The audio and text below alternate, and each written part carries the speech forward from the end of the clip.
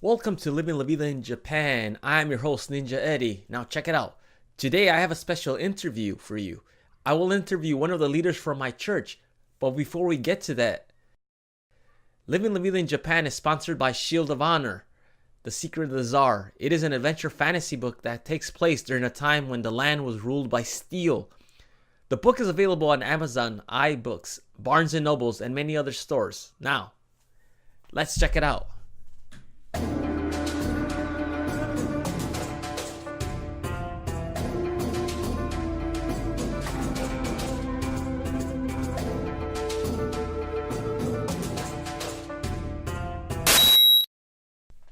Welcome back.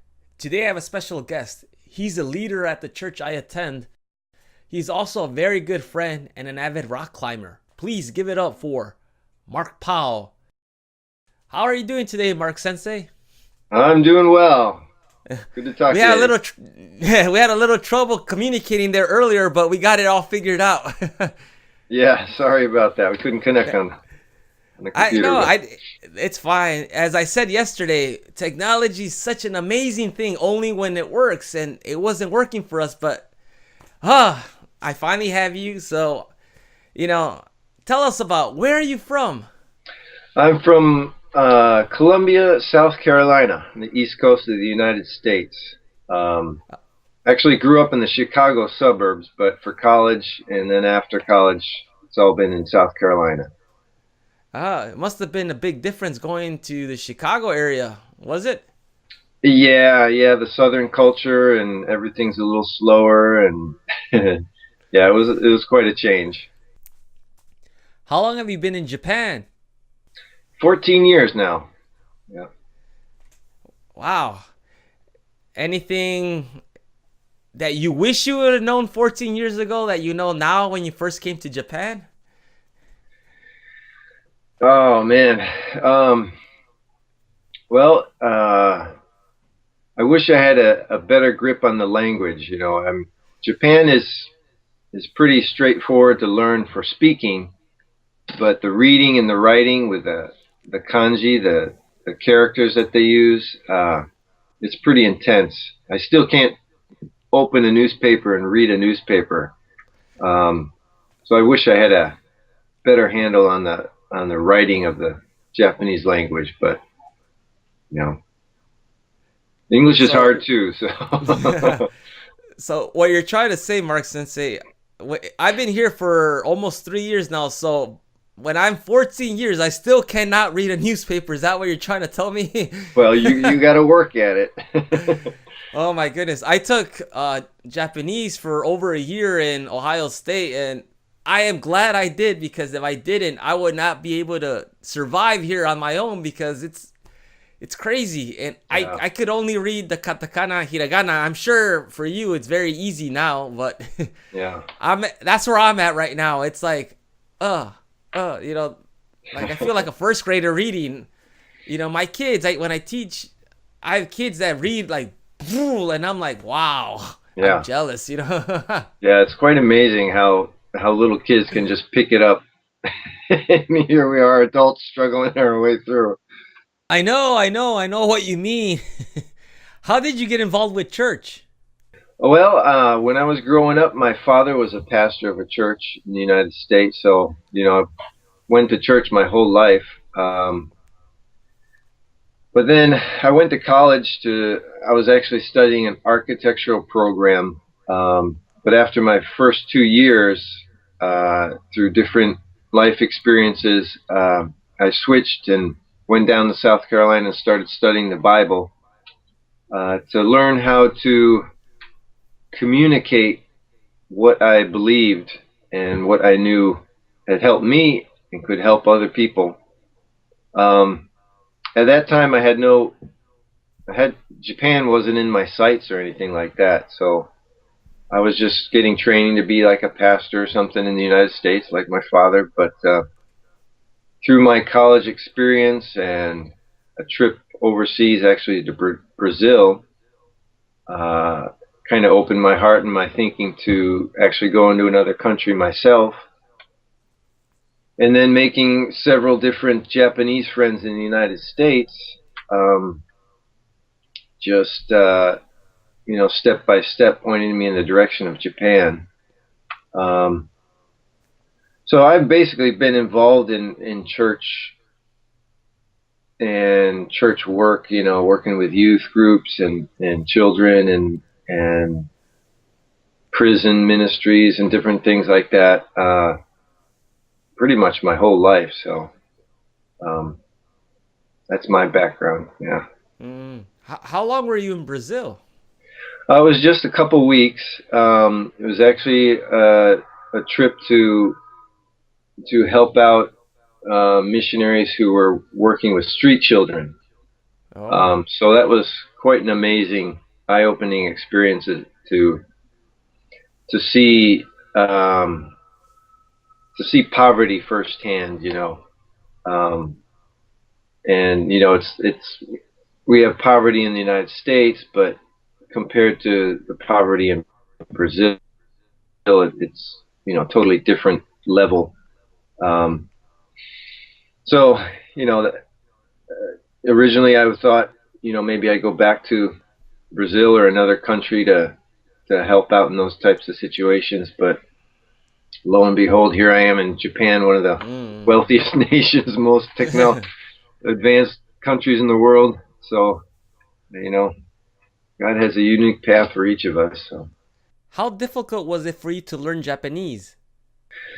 Well, the basic conversation wasn't too difficult. I mean, the good thing about Japanese is that it's phonetically very straightforward. You have one letter and one sound for most of the letters in the alphabet. So, English changes all around. You combine different letters and the pronunciation changes. It's all haywire. It's crazy. But Japanese is straightforward in that sense, which is very helpful. So I studied 1 year by myself when I first came, and then another year and enrolled in a school. By the end of those 2 years, I was I could survive. I could go out on my own and do various different things. But I wish I had one more year of formal classroom setting. Um, that would have really topped it off. But I got in a relationship, and that was my focus after that. So How helpful was it for you, for your wife? I know she's Japanese. How helpful was it for her to teach you Japanese? uh, she in the beginning she spoke very how would you say, gentle, proper Japanese, and it was very helpful for me. We could have a lot of good conversation. But as we went on in our relationship, she kind of relaxed more and started speaking her normal speed and her normal Sanuki Ben, her accent from from the area here, and it got a little more difficult as we went along, actually, because if she would get uptight or something with the kids, she'd go into this this dialect that I couldn't follow. So, but yeah, it's to have to have an engaged relationship with a Japanese for language learning is it's tremendous help to pick things up. So I should follow that suit, but here with my wife, I speak mostly yeah, English. yeah, I think she's learning more Spanish than I'm learning Japanese, quite honestly, because I'm constantly, I when I get frustrated, I usually say something in Spanish or something goes wrong. I go because it's just my brain works that way, and then I hear my wife saying the same thing, and I'm like, oh my goodness, I should be yeah. Yeah, asking. you guys have a four language home, don't you? Yeah. It's That's crazy. Wow. with our son coming in. It's gonna be kind of interesting. We'll see how the baby adapts. You're gonna have a smart kid, I bet. Yeah. The crazy thing is, I hope, see, because coming from me, when I was a kid growing up, I was always translating for my parents because they don't speak English very well. So I have Yeah. a feeling my son is gonna be translating for me in Japanese. So Yeah. return the favor, you know. Yeah.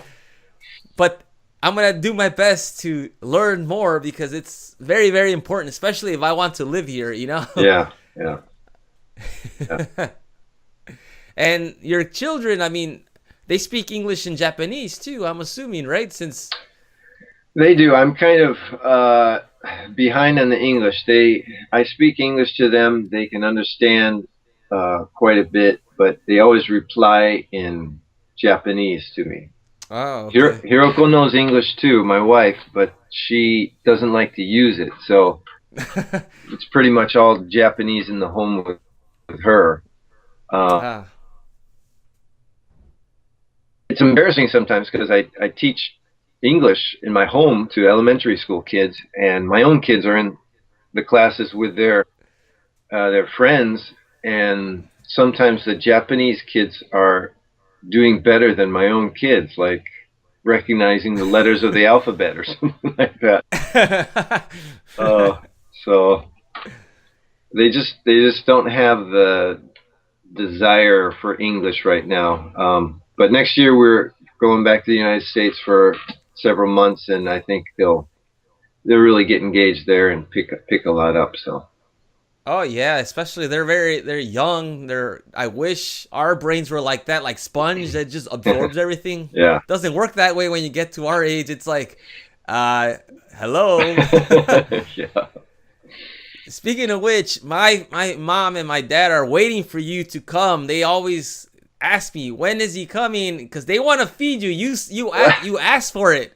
I told you, my mom is gonna stuff you like a turkey. You're gonna have to be tapping out to stop because she will bring. After you're done with the first plate, she's like, "Oh, okay, I'm gonna bring more," without asking you. He's just gonna bring you because you finished it. So Yeah, I think I'll probably fast for a week before I go to your house. how difficult is it to be a missionary in a country that only has about 2% of Christians? Well, some people really struggle, um, and for me, in my experience, I've just loved it here in Japan.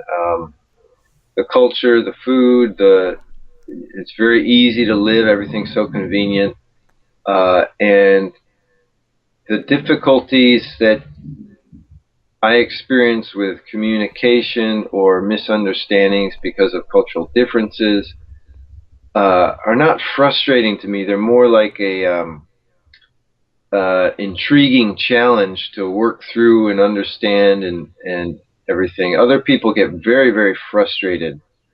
And it's kind of sad when you hear other foreigners who are living in Japan say, "Why can't they do it like this?" or "Why can't they do it the right way?" And it's just like, "Oh, come on! What are you thinking? You're the student. You're here in Japan. Learn their ways, learn their culture." And so, um, but even though everyone says that Japan is so kind of closed to Christianity or something, actually I found that people are very, very open to talk, because Japanese people typically don't talk about spiritual things to each other, and so if they find a foreigner, they have a freedom to talk about many things with God or anything spiritual, that they wouldn't have with another national Japanese person. So we had continually have really good conversations with people, and there's a lot of people who want to know more about the Bible, what Christianity teaches, and who Jesus Christ is. So I don't have this sense of Japan being a really closed country. I mean, it takes a lot of time for a Japanese person to make up their decision if they want to, believe in Jesus Christ or become a Christian, something like that, because of the implications it has for their family and for their interaction in their culture. It's a huge commitment here in Japan, but there's still that hunger of the human heart to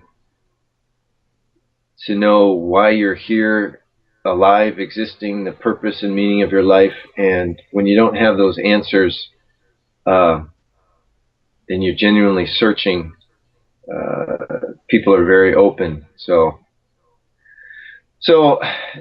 I difficulty for me is not much at all, because I don't know, maybe I'm just wired to fit in to this type of a culture or something.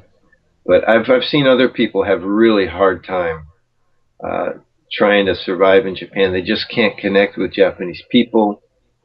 They don't understand the ways of communicating with Japanese. They assume really negative things, and it's really sad sometimes to see those unfortunate situations that particularly Westerners have when they come to Japan. I never asked you this, but how did Mude open? The church that I go to. Yeah, Murray Chapel is a mainly Filipino congregation that we have an English service here in Japan.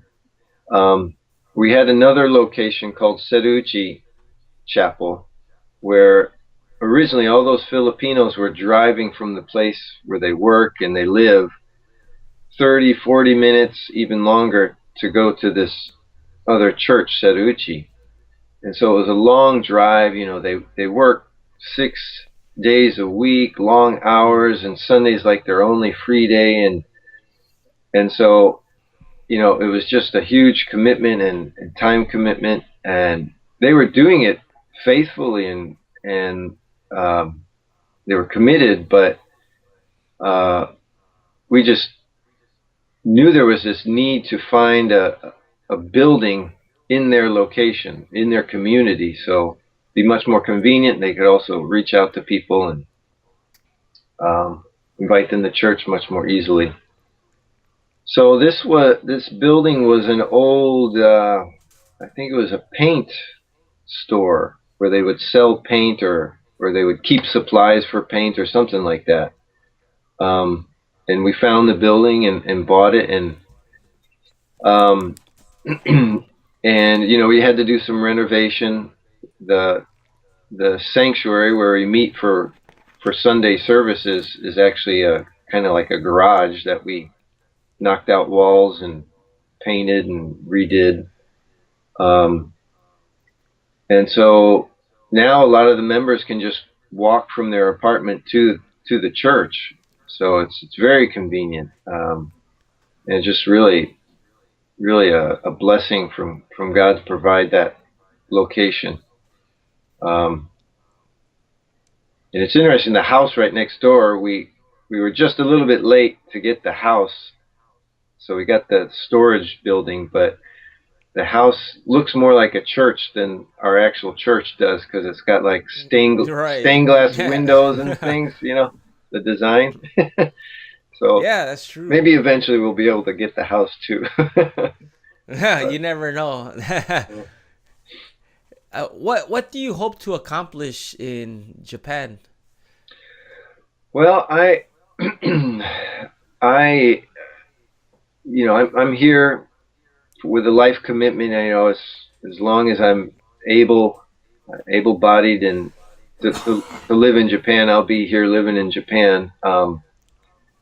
And just to tell as many people, anyone who wants to know and to hear, to give them a way to hear and study the Bible and learn about Jesus Christ, and what the whole message of the meaning and purpose of life, and that death is not the end, and this life will be judged, and because we're going to be judged, everything we do has meaning, and it's just a really powerful message. It's God's message. So my goal is to just, as much as I can, to give people a Bible knowledge, whether it's just a foundational knowledge that that they can take with them because I'm only going to meet them a short time, or it's the kids I'm teaching in my home. So, but along with that, along with giving people a knowledge of the Bible, because I have a teacher's heart more than like a stand up and preach type of thing. I want people to understand what the Bible says, but then to also kind of work with Japanese to find a way that Japanese Christians can engage their culture, and not have to feel so separate from what they do. So, for example, doing church in the whole Western style, like we would do in America, and the building looks like it's from a foreign country. The whole style of the worship is just like we would do in the United States and everything. To get away from that and have the Japanese Christians themselves come up with their Japanese form of Christianity, where it's not just a cookie cutter look-alike of what's done in the United States, something that's more uniquely Japanese. And that's kind of a huge thing. It's a huge shift. So I need to understand more of what connects to the Japanese heart, in the sense of like worshiping God. If everything a Japanese person learns about God is through English, then I assume it has all this kind of foreign feel to it, so a lot of missionaries use English as the way to share about Jesus with other people. But if everything's in English, it's like the person has to use English to worship, because that's how it all came to them. And I want Christianity to take a root and in the Japanese culture, because there's so many cool things in the Japanese culture that connect with Christian ideas and connect with biblical teaching and principles that aren't Buddhist, or they aren't Shinto. It's just Japanese culture, and so those things can freely be incorporated into a Japanese Christian lifestyle, and so I don't know. That's one of my things I often think about and dream about. What would reach of the heart of more Japanese people? Because if everything's westernized English, it only reaches a small segment of Japan, because not everyone is really open to. Not everyone has to study English, but they don't really enjoy it. They wouldn't choose to if they didn't have to. But thank you, Mark Sensei, for your time. One of the main reasons I wanted to do this interview was because I remember during one of your sermons you said, "How do you share the gospel to others? How do you spread the word of God?" And at that moment, I remember I thought about what a better way to spread the word and by doing an interview with you. You know me. I am always doing reviews on video games or my life here in Japan, my crazy ideas. And I said, I should interview Mark Sensei. This is the perfect opportunity to spread the word. And for those that are watching could learn, about important work that you are doing and many others are here and doing in Japan. And if you are in the Kamatsu area, Kagawa area, you can come to Sanukemure It's Mure International Church, Inse Sanuke Mure. It's available by JR and what else, Mark Sensei? Yeah, Mure's close to JR and Kotoden. They both have stations. And yeah, yeah, I encourage any of your listeners who listen, if they have any questions or topics that they want to hear discussed, just write them into you, and you know, anytime.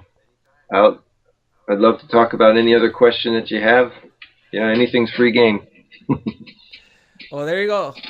So leave your comments in the comment box below, and who knows, we might do another interview where we take live questions. You never know. Hey, that'd be fun. That'd be a first for me. That would be a first for me too. Anyhow, thank you for your time, Mark Sensei. I'll talk to you on Sunday. Thank you everyone for tuning in.